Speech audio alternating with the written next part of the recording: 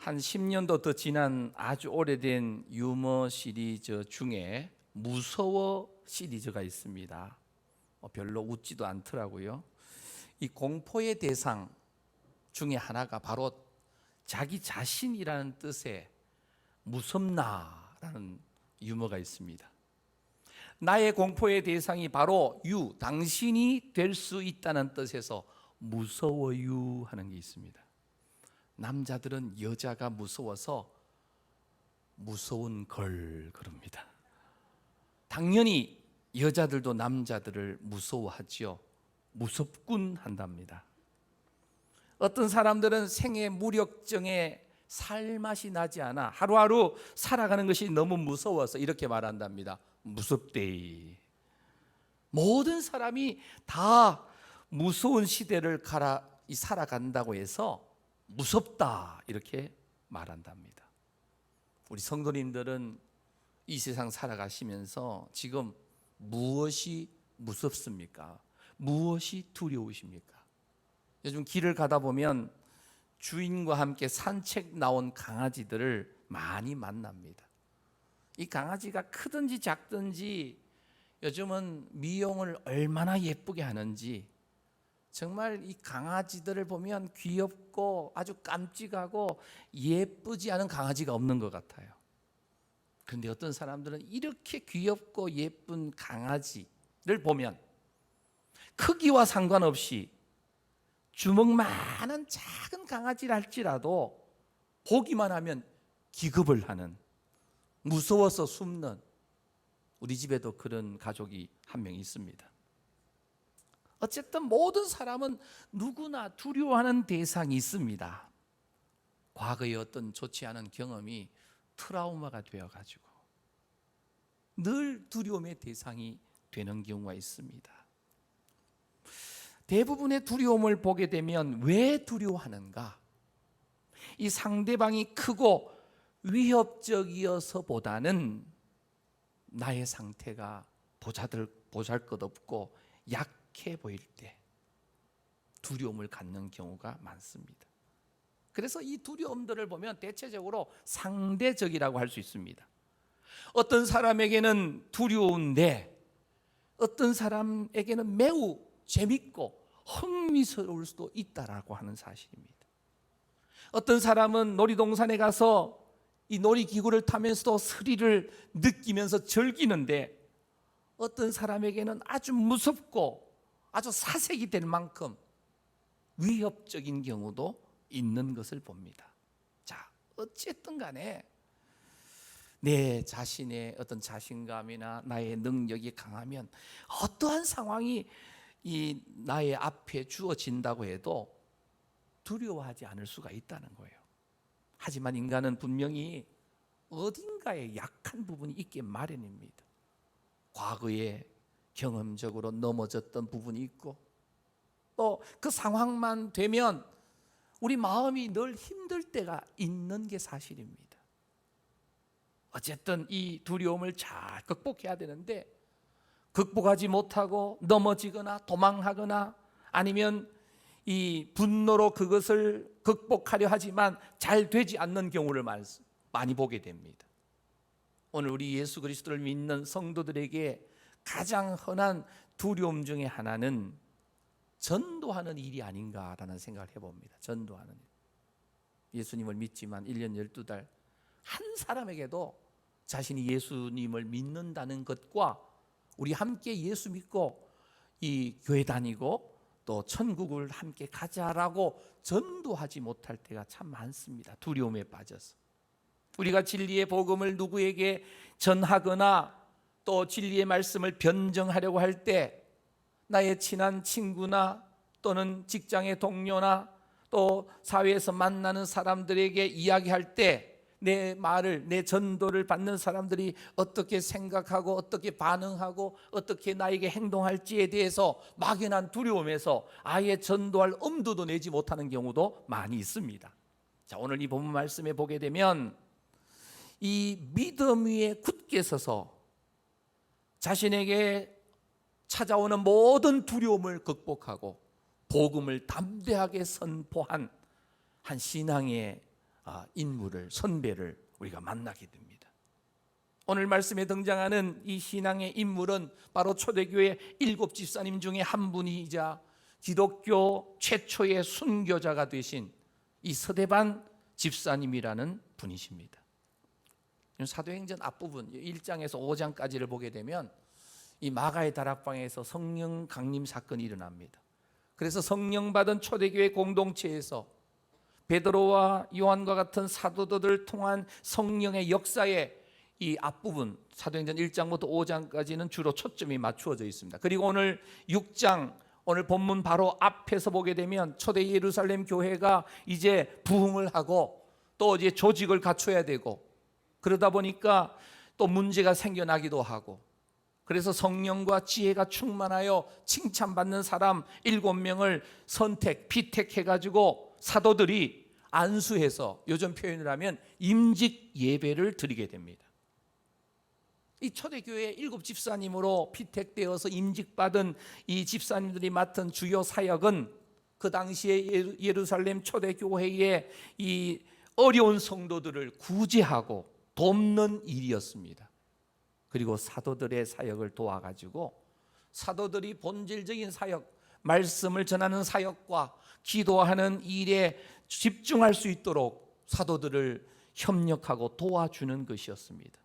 그래서 주로 이 7 집사님들의 주 사역은 교회 안에 주어진 사역을 위해서 존재했던 분들이 이 초대 집사님들의 역할이었습니다. 그런데 오늘 본문에 등장하는 이 스데반 집사님의 경우를 보게 되면 교회 안이 아니라 교회 밖에서, 민간에서, 사회에서 여러 사역을 감당한 것을 보게 됩니다. 오늘 함께 교독한 이 8절부터 15절 말씀을 보게 되면 스데반 집사님의 이 복음 사역에 대한 소개와 아울러서 그가 핍박당하는 상황을 보여줍니다. 그리고 이 사도행전 7장에서 이어서 이 등장하는 이 스데반 집사님의 그 연설, 설교의 배경의 역할을 오늘 이 본문이 하는 것을 봅니다. 오늘 본문 8절에 보게 되면 스데반이 은혜와 권능이 충만해서 큰 기사와 표적을 민간에 행했다라고 말합니다. 스데반 집사님 무엇이 충만했다고요? 은혜와 뭐요? 권능이 충만해요. 스데반 집사님은 집사로 피택되어서 세움 받기 전에도 3절에 보면 성령과 지혜가 충만했고 5절에 보면 믿음과 성령이 충만하여서 칭찬받은 사람이었는데 집사로 임직되고 난 이후에도 오늘 분명히 말씀합니다. 8절에 은혜와 권능이 충만했고 큰 기사와 표적을 민간에 행하고 있다. 이적을 베풀었다는 거예요. 그 시대에 이 사도들이 주로 했던, 예수님과 사도들이 행했던 말씀을 전하고 환자들을, 아픈 사람들을 치료하는 이 사도적인 사역을 스데반 집사님도 수행한 것으로 여겨집니다. 그래서 이 3절, 5절, 8절, 10절에 보면 이 스데반의 영적 자질들이 열거되어 있습니다. 그 표현들이 이 지혜와 믿음과 은혜와 그리고 권능, 이 모든 단어들은요 성령 충만할 때 따라오는 은사들을 이야기합니다. 그래서 이 사도들이 행하는 사역을 평신도 지도자였던 이 스데반 집사님도, 안수 집사님도 수행한 것으로 여겨집니다. 그리고 이 일 후에 실제로 논쟁에 휩쓸린 상황이 이 9절에 등장합니다. 오늘 본문 9절입니다. 이른바 자유민들, 여기 자유민이란 말은 원래는 포로되었다가 노예가 되었다가 사실 로마의 침공으로 로마 식민지 하에 노예로 잡혀갔던 사람들이, 잡혀갔던 로마를 비롯하여 여러 나라에서 이 폼페이 장군이라는 장군이 이 노예 해방을 선언했어요. 자유를 선포해 주었습니다.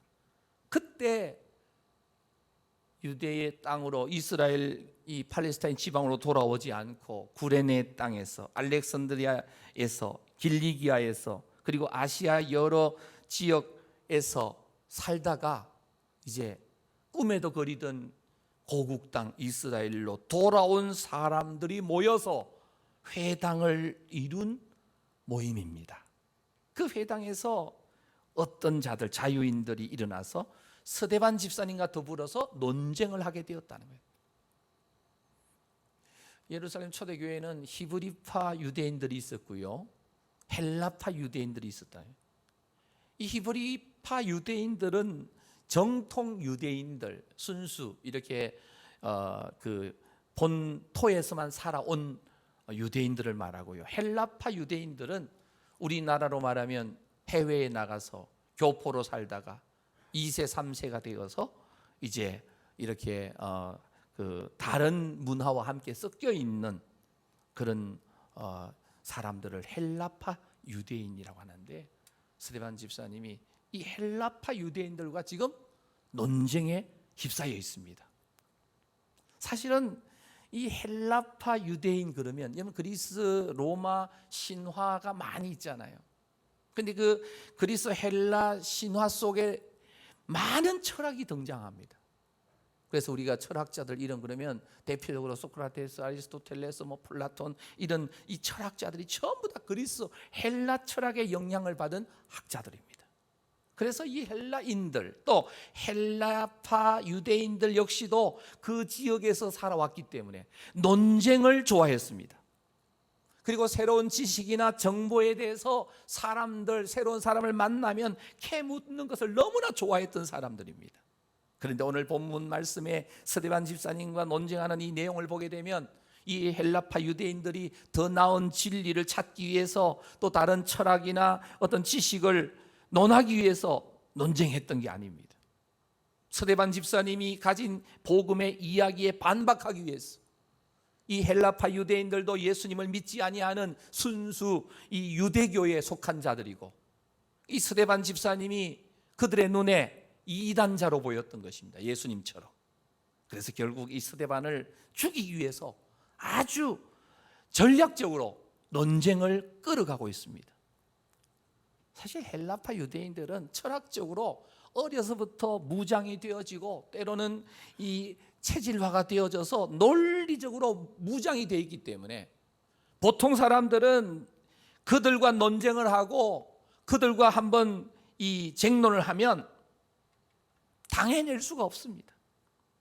사실 인간적으로 스데반 집사님은 이 헬라 철학자들이나 헬라 유대인들과 논쟁을 할 때에 사실 두려워할 수밖에 없는 상황입니다. 그것도 혼자서 여러 사람들을 상대해서 이 논쟁을 벌인다는 것 위험천만하지요. 그런데 오늘 이 말씀 속에 비춰지는 스데반 집사님의 모습은 조금도 두려워하는 모습이 나타나지 않는다는, 오늘 10절 말씀입니다. 10절 말씀 우리 함께 읽겠습니다. 시작. 스데반이 지혜와 성령으로 말함을 그들이 능히 당하지 못하여. 스데반이 지금 무엇으로 말하고 있습니까? 지혜와 성령으로 충만해서 말을 하고 있습니다. 스데반 집사님은 피택 받기 전, 임직 받기 전에도 성령 충만, 지혜 충만했는데 논쟁에 휩싸여 있는 이 순간에도 여전히 지혜 충만, 성령 충만해서 헬라파 유대인들과 지금 자유민들과 논쟁을 하고 있는 겁니다. 여러분, 성령 충만, 지혜 충만한 가운데 말을 하는 사람은요, 사실 말 상대가 될 수가 없습니다. 아무리 많은 사람들이 스데반 집사님을 공격해도 스데반 이 집사님 한 명을 이길 수가 없는 거예요. 그래서 이 자유민들, 즉 헬라파 유대인들이 어떤 수를 쓰고 있는가? 오늘 본문 11절에 서두에 보면 사람들을 뭐 했다고요? 매수했다. 돈으로 샀다는 겁니다. 매수했다. 그러면서 모세와 하나님을 모독하는 말을 하는 것을 우리가 들었노라 하게 하든, 돈 주고 사고 요즘 표현으로 하면 뭘 합니까? 여론몰이 한 거예요. 모세 율법에 대해서 꽂히고 하나님을 모독하는, 성전을 헐고 예수님이 3일 만에 짓겠다고 하신 그 말씀을 스데반 집사님이 전했다면서 하나님을 모독하고 모세를 모독하는 말을 했다라고 이야기하게 하는 여론몰이를 돈 주고 사람들을 사서 하고 있다는 거예요. 물론 이것이 잘못된 주장임을 이 사도행전 7장의 스데반 집사님의 그 설교를 통해서 드러납니다. 그런데 12절에 보면 이것으로 끝난 게 아니에요. 백성과 장로와 서기관들을 어떻게 했어요? 충동시킵니다. 충동시켜요. 장로와 서기관들은 그 시대의 핵심 사회 인물입니다. 그들을 충동시켰다는 거예요. 그리고 스데반 집사님을 잡았다는 거예요. 체포했다는 거예요. 그리고 공회, 여기서 공회는 우리나라로 말하면 국회의사당이에요. 유대인들은 로마 식민지 하에서도 사내들인 공의회를 운영합니다. 거기서 모든 정책이 결정되어지고 식민지 하에지만 자치적으로 활동을 할 수 있도록, 그러면서 거기에서 재판까지 하도록 허용했습니다. 그래서 재판정까지 국회의사당까지 끌고 가서 많은 의원들 앞에서 이제 스데반 집사님을 죽일 궁리를 찾고 있습니다. 13절입니다.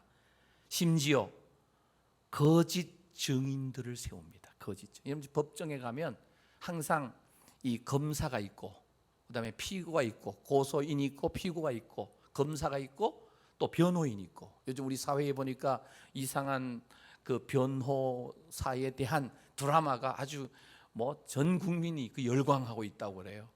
그런데 어쨌든 변호를 하는데 이 거짓 증인들을 세우는 거예요. 거짓 증인들. 그러면서 이 사람이 거룩한 곳 율법을 거스러 말하기를 그치지 않는다고, 마지 아니한다고. 누구를 세운 겁니까? 거짓 증인을 세운 거예요. 이 거짓 증인은 위증죄로 처벌을 받을 수 있어요. 법정에서는. 그래서 14절에 보면 모세 율법이나 거룩한 성전에 대한 하나님을 모독하는 신성 모독죄를 저질렀다는 겁니다. 스데반 집사님은 그렇게 말을 한 적이 없는데 그렇게 했다라는 거예요. 스데반이 이런 상황일 때 주변에서 여러 성도들이 함께 이 논쟁에 동참해 주었다면 스데반 집사님이 얼마나 힘을 얻을 수 있었겠어요. 그런데 이 논쟁에 있어서 오늘 본문의 내용을 보면 혼자서 감당하고 있다는 거예요. 한 사람이 아니라 여러 명이, 그것도 헬라 철학으로 체질화가 된 무장된 사람들, 예수 그리스도를 구세주로 믿는 성도가 아닌 유대인들이 떼거리로 지금 스데반 집사님을 죽이려고 의도적으로 공격을 하고 있습니다. 성령과 지혜가 충만해서 논쟁 상대가 스데반 집사님이 되지 않으니까 매수를 합니다. 돈을 주고 삽니다. 충동을 시킵니다. 심지어 거짓 증인을 세워서 재판정에서 지금 스데반 집사님을 죽이려고 코너로 몰아가고 있습니다. 이 재판정에서요, 신성 모독죄로 이제 인정만 되면 스데반 집사님은 틀림없이 돌로 이제 쳐서 죽일 수밖에 없는, 죽임당할 수밖에 없는 그런 처지에 처한 겁니다. 사랑하는 성도 여러분, 인간적으로 우리가 생각해 보면 스데반 집사님의 마음이 지금 어떤 마음일까요? 스데반을 미워하는 온 사람들이 없는 말 지어내고 공격을 하고 눈을 부릅켜 뜨고 꼬투리를 잡으면서 지금 이 스데반 집사님 한 명을 이 죽음의 사지로 신성 모독죄를 뒤집어 씌워서 콘으로 몰아가고 있습니다. 아마 인간적인 마음으로 생각해 보면 스데반 집사님의 마음이 얼마나 두렵고 마음이 힘들지 않았을까. 누군가가 내 편에 서서 좀 변호사가 나타나서 나를 좀 변호해 주면 좋겠다는 마음도 있었을 것입니다. 또 마음 한편에서는 초대교회 7집사로 나를 피택해서 임직시켜 주셨으면 내가 좀 더 하나님 나라를 위해서 더 일하다가 죽을 수 있도록 만들어 주시지, 하나님 아버지 왜 저를 이 어려운 지경에까지 저를 몰아가십니까? 어쩌면 하나님을 원망하는 마음도 한켠에서 들 수도 있었을 것입니다. 이런 여러 가지 인간적인 생각, 감정, 두려운 마음, 불안한 마음들이 있었을 텐데 스데반 집사님은 오늘 이 본문에서나 7장의 말씀을 다 종합해 봐도 스데반 집사님은 두려워하는 마음이 없어요. 이 상황을 어떻게 극복하고 있습니까? 지금 위기 가운데 코너의 사형의 위기에 몰려 있음에도 불구하고 오늘 본문 15절은 이렇게 표현합니다. 우리 함께 본문 15절 읽겠습니다. 시작. 공회 중에 앉은 사람들이 다 스데반을 주목하여 보니 그 얼굴이 천사의 얼굴과 같더라. 스데반 집사님의 얼굴이 어떠했다고요? 그 얼굴이 누구의 얼굴과 같다고요? 천사의 얼굴입니다. 스데반을 잡아 죽이려고 하나님을 모독한 신성 모독죄를 뒤집어 씌워서 사형을 집행하려는 이 순간 거짓 증인을 세우고 돈을 줘서 사람을 매수하고 모함하고 충동질하고 스데반 자신을 죽이려고 몰아갈 때 사람들의 원래 마음이 얼마나 상할 수 있습니까? 불안할 수 있습니까? 죽음에 대한 두려움도 분노가 있을 수 있고 두려움이 있을 수 있는데 스데반 집사님은 두려움이 없어요. 두려운 마음이 전혀 본문 속에 나타나지 않아요. 어떻게 이것이 가능합니까? 사랑하는 성도 여러분, 보통 사람들 삶 가운데 어떤 인생의 큰 문제, 두려움이 찾아왔을 때 우리는 이렇게 나도 모르게 기도하게 되죠. 하나님, 아버지, 이 두려움을 이길 수 있도록 힘 주세요. 아니면 두려움을 피할 수 있도록 주님 천군 천사 좀 보내주세요라고 기도합니다. 근데 스데반 집사님은 그런 기도를 하지 않고 처음부터 가지고 있었던 성령 충만, 지혜 충만, 하나님 앞에서 그 마음에 계속 그 마음이 가득 채워져 있었다는 거예요.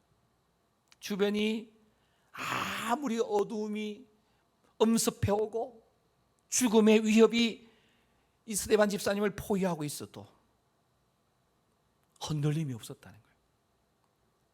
갈릴리 바다를 항해하던 제자들을 갑자기 광풍이 불어가지고 태풍이 불어서 파도가 묻히고 제자들이 타고 있는 배를 삼키려고 위협한 것처럼 그런 위협이 지금 스데반 집사님에게 엄습해 왔는데도 불구하고 스데반은 여전히 흔들리지 않고 충만한 상태예요. 무엇으로 충만합니까? 성령으로 충만해요. 하나님이 주신 지혜로 충만해요. 한마디로 말하면 스데반 집사님의 마음속에 두려움이 있을 장소가 없었다는 거예요.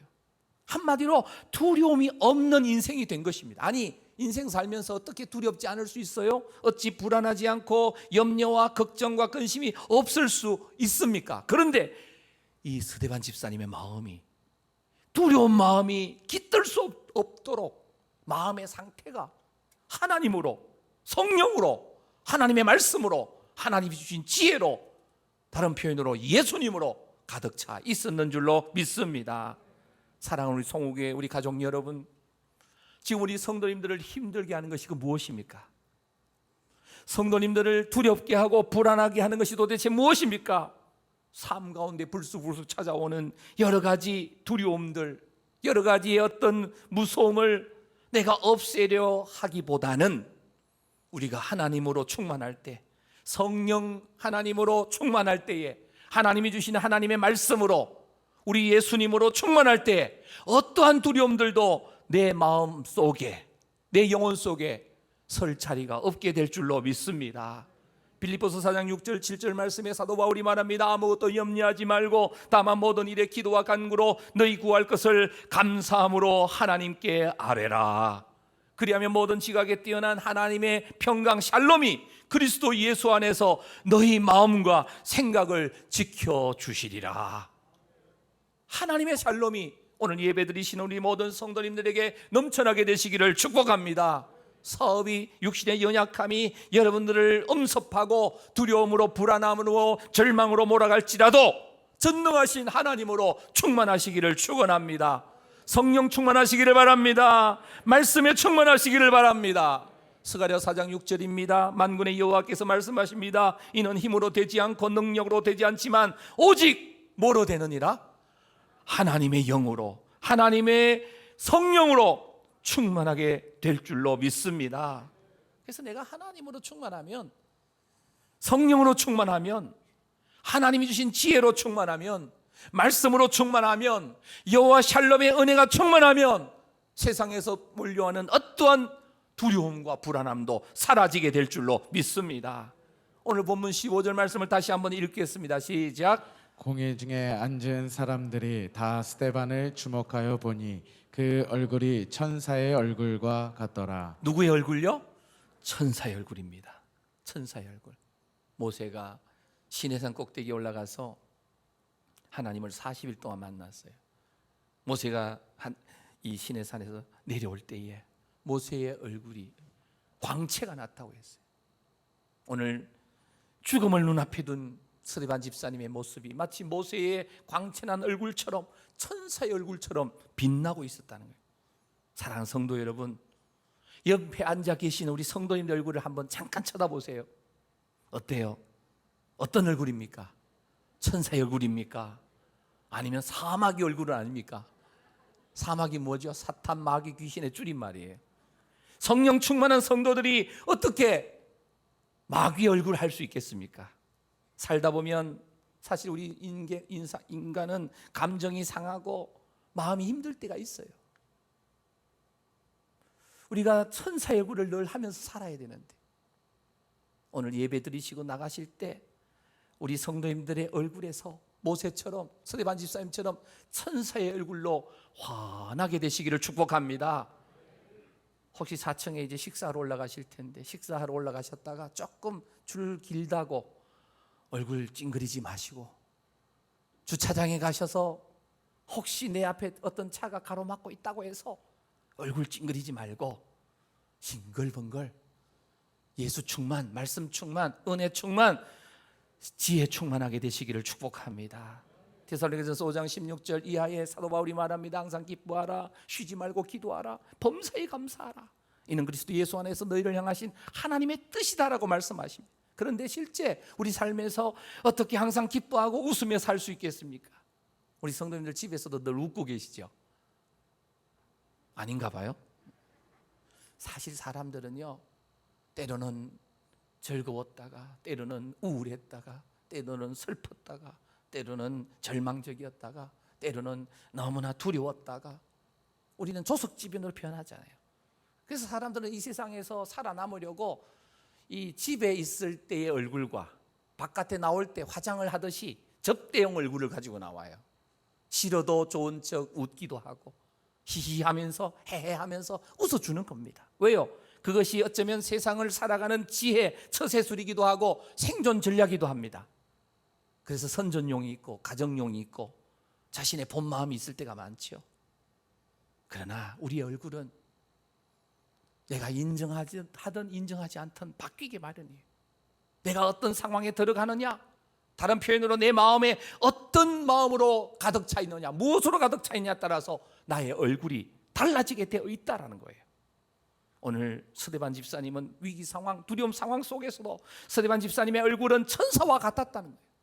두려워하지 않았다는 거예요. 원망하지 않았다는 거예요. 분노하지 않았다는 거예요.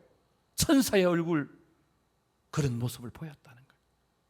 어떻게 이것이 가능합니까? 3절, 5절, 8절, 10절에 계속해서 말합니다. 스데반 집사님은 성령 충만했고 지혜가 충만했고 권능으로 충만했고, 다른 표현으로 하나님으로 충만하니까 불안, 염려, 근심, 걱정이 사라지고 두려움이 없는 인생으로 살아낼 수 있었다는 사실입니다. 우리 인생 가운데 나를 흔들 대상이 한마디로 사라지게 된 거예요. 아니, 흔들 대상은 그대로 있는데 우리 마음에 성령으로 충만하니까 이 불안함과 두려움이 들어올 공간이 없었다는 거예요. 성령의 능력을 받은 성도는 이 땅에 살면서 이 스데반 집사님처럼 말과 행동과 태도가 바뀌기 마련이에요. 문제를 없애고 두려움을 없애기보다는 우리 안에 하나님으로 가득 채우게 되시기를 축복합니다. 성령으로 충만하기를 바랍니다. 말씀으로 가득 채우게 되기를 바랍니다. 예수 생명으로 가득 채우게 되시기를 바랍니다. 그럴 때 모든 두려움, 염려, 근심, 걱정 사라지고 두려움 없는 인생으로 살아낼 수 있게 될 줄로 믿습니다. 그래서 우리 성도님들은요, 스데반 집사님처럼 삶 속에서 성령 충만, 말씀 충만, 은혜 충만하셔서 두려움이 없는 인생, 우리 송우교회 가족들 다 되시기를 축복합니다. 누가 얼굴을 찡그리거든, 아, 성령 충만 조금 못하시구나, 그렇게 이해하시면 되는 거예요. 지난번에 우리 강사님이 그런 말씀하셨죠. 아프시구나, 마음이 아프구나, 이 말이에요. 하나님으로 충만하지 않으면 우리는 늘 불안하고 두려움이 있고 근심 걱정이 있는 거예요. 사도행전 7장으로 넘어가 보면 스데반 집사님은 자기를 변호할 기회가 한번 주어졌습니다. 이 변론의 기회 때, 마지막 변론의 기회인데 잘못 변호를 하면, 잘못 이야기를 하면 이제 죽임을 당할 수 있는 상황입니다. 그런데 자기 자신을 변호하지 않습니다. 왜요? 두려움이 없는 인생이었기 때문에. 하나님께서 예수님을 이 땅에 보내주시고 예수님이 바로 우리의 구세주 메시아이시고 우리의 주인 되심을 증거했습니다. 사도행전 7장 51절부터 53절에 보면 사실 사도행전 7장 전체가 스데반 집사님의 이 평신도 이 지도자였던 스데반 집사님의 긴 설교입니다. 구약 성경 전체를 어쩌면 요약한 듯한 정확한 그러한 설교를 하시고 끝부분에서 51절 이하입니다. 목이 곧고 마음과 귀에 할례를 받지 못한 사람들아. 여러분, 할례 받지 못한 사람들이란 말은 유대인들에게는 가장 모욕성 있는 발언입니다.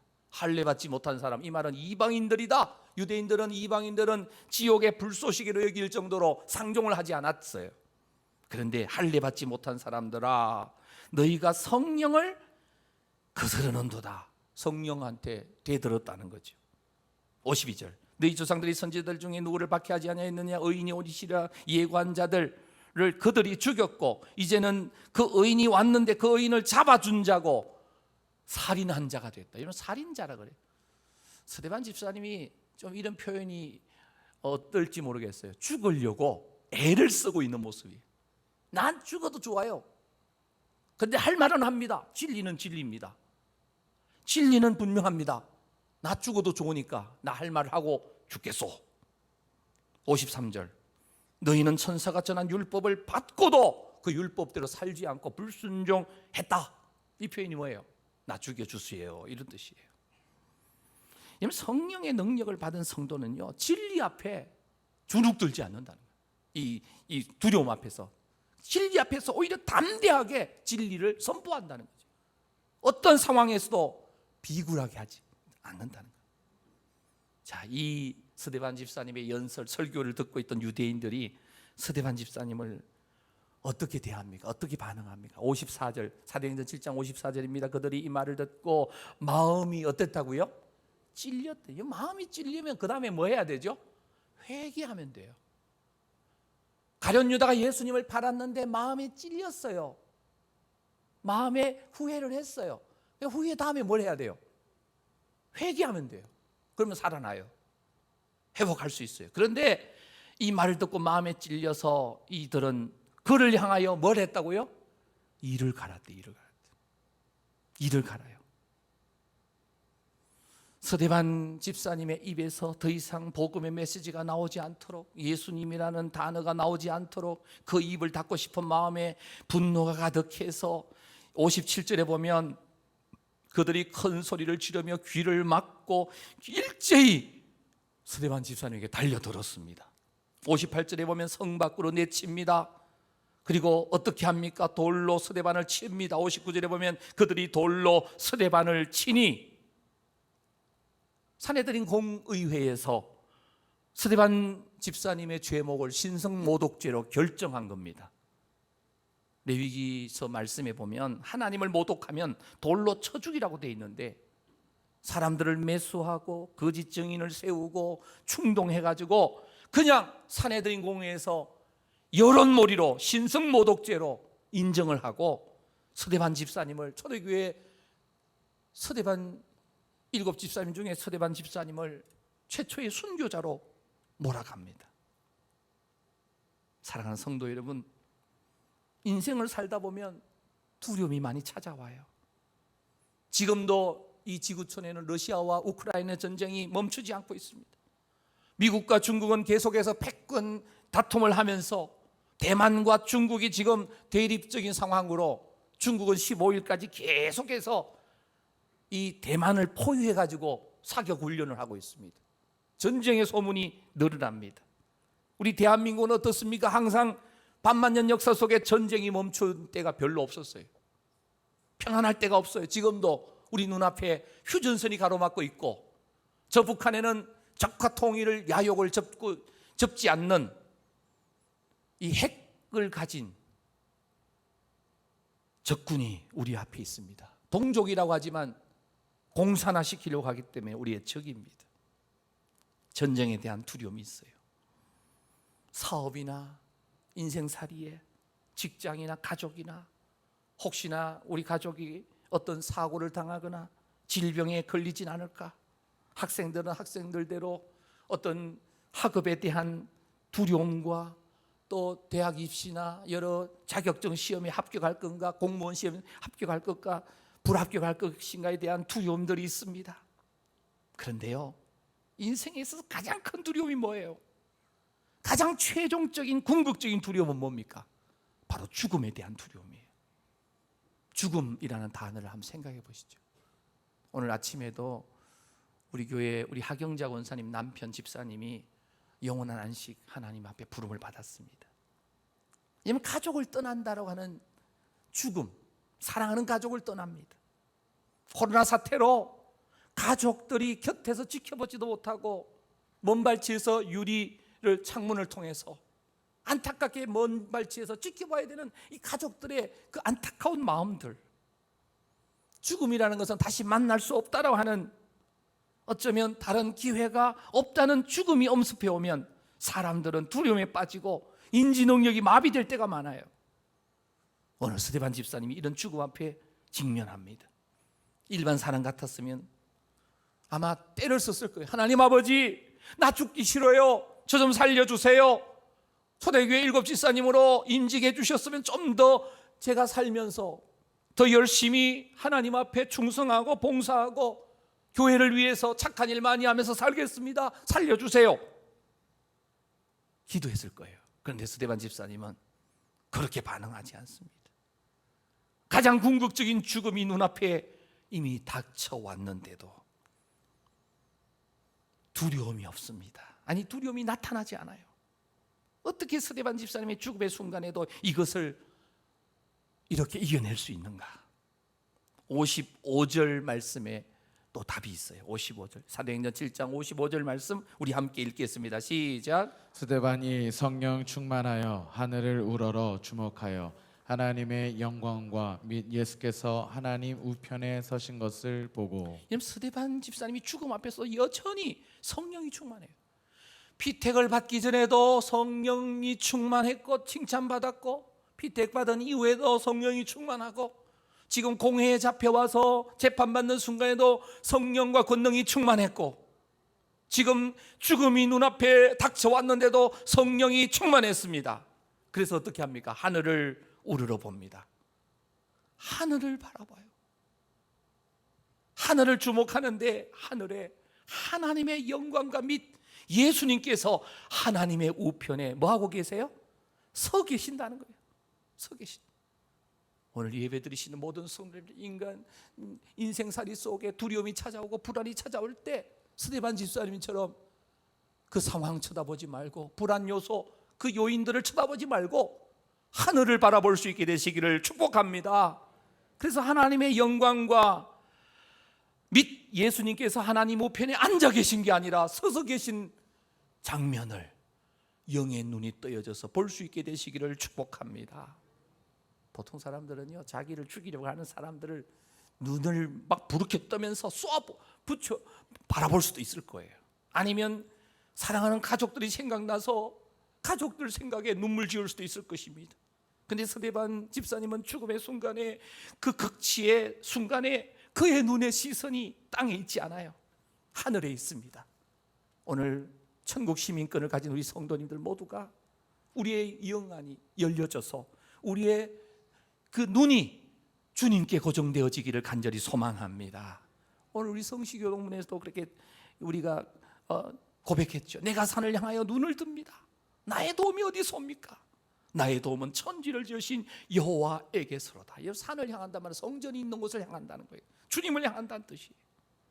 사랑하는 성도 여러분, 성령 충만하고 성령의 권능을 입은 자들은 어떠한 핍박 가운데서도 두려워하지 않고 하나님을 바라보면서 두려움이 없는 인생으로 승리하게 될 줄로 믿습니다.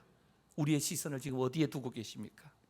요즘 우리 성도님의 시선을 빼앗는 것이 무엇입니까? 인생살이 속에 두려움의 실체에 내가 시선을 고정하고 있으면 그 실체, 그 두려움, 그 상황을 바라보다가 내 마음이 어려워지는 거예요. 뒤숭생숭해지는 거예요. 뒤죽박죽 되어지는 거예요. 만신창이의 마음이 되고 말아요.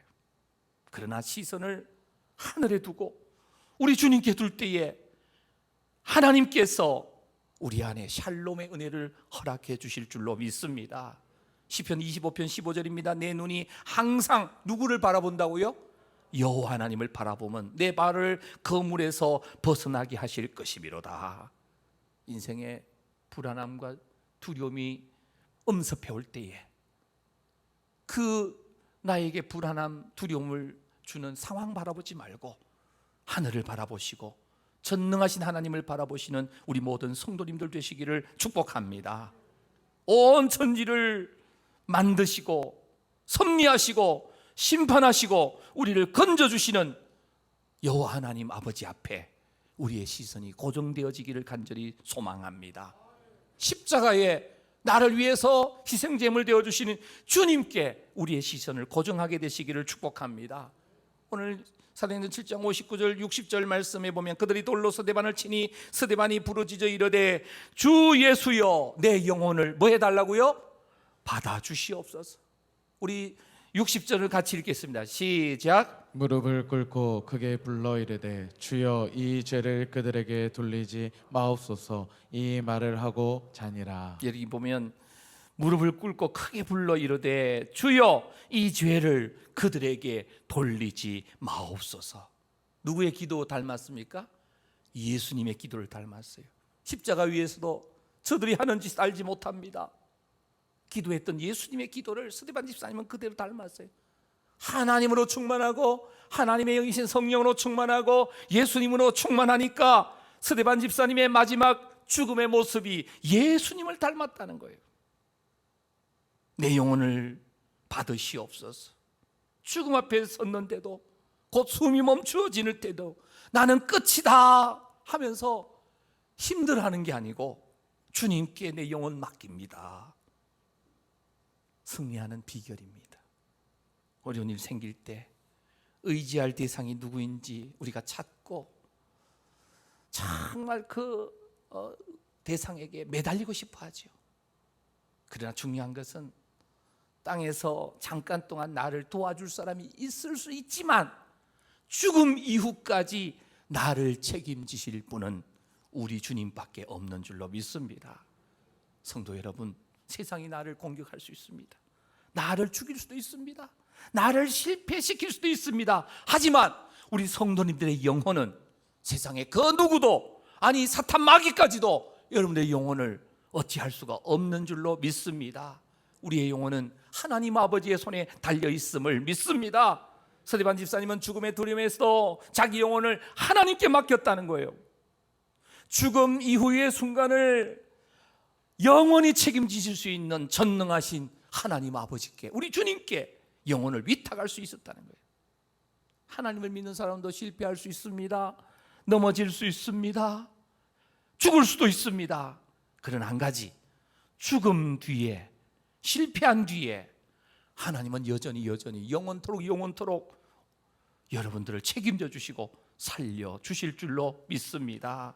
오늘 60절 마지막에 보면 이 말을 하고 자니라. 잤다는, 자는 게 뭐예요? 다시 깨어난다는 거예요. 예수 믿다 죽는 사람은 죽은 것이 아니라 자는 겁니다. 죽은 사람을 예수님이 일어나라 하면 바로 일어나요. 나사로야 나오라, 소녀야 일어나라 하면 죽은 소녀도 일어나고 죽은 지 나흘이나 된 나사로도 일어납니다. 마지막 때에 우리 주님 재림하실 때에 모든 그리스도 안에서 죽은 자들을 다시금 일으켜 세우실 줄로 믿습니다. 사랑하는 성도 여러분, 이 스데반 집사님의 이름은 면류관이라는 뜻이 있어요. 스테파노스라는 이름대로 사셨어요. 우리 성도님들 스테파노스로 살게 되시기를 축복합니다. 두려움 없는 인생으로 사시기를 축원합니다. 스데반 집사님의 죽음은 헛되지 않았습니다. 초대교회의 박해가 시작되었지만 많은 성도들이 흩어졌지만 흩어진 곳곳마다 십자가의 복음이 증거되어지므로 초대교회는 놀라운 복음 전파가 스데반 집사님의 순교로 시작되었습니다. 뿐만 아니라 다음 주에 살펴보겠지만 이 스데반 집사님의 죽음 앞에 사실은 그 자리에 있었던 사울이라고 하는 청년이 이제는 초대교회의 지도자로 하나님이 부르시는 과정이 이 스데반의 집사님의 죽음 앞에서 이 사도 바울은 놀라운 장면을 보는 거예요. 죽음 앞에서도 두려움이 없는 사람으로 천사의 얼굴을 하고 죽는 저 사람은 누굴까? 아마 고민하고 있는 중에 스데반 집사님의 죽음이 바로 사울의 회심으로 연결되어져요. 사랑하는 성도 여러분, 이 터툴리안이라는 사람은 순교자의 피가 교회를 세우는 생명이고 씨앗이라 그랬어요. 한국교회도 순교자의 피 위에 세워졌습니다. 짧은 기간 안에 선교 불과 짧은 기간 안에 한국교회가 엄청난 부흥을 일으켰습니다. 다시금 코로나 사태 이후에 한국교회가 부흥이 일어나야 될 줄로 믿습니다. 스테파노스, 스데반 집사님, 두려움이 없는 인생, 오늘 송우교회 모든 가족들도 살아가게 되시기를 축복합니다. 우리 주님이 말씀하세요. 아무것도 두려워하지 말아라. 주의 나의 하나님이 지켜주실 것이다. 놀라지 마라. 겁내지 마라. 너의 영혼을, 아니 영원토록 너를 책임져 줄 것이다. 주님은 나의 산성이 되시고 나의 요새가 되시고 나의 소망이 되십니다. 성령 충만하십시오. 지혜 충만하십시오. 말씀 충만하십시오. 예수 생명으로 충만하시기를 바랍니다. 그래서 두려움이 없는 인생으로 사시는 우리 송우 모든 가족들이시기를 주님의 이름으로 축원합니다.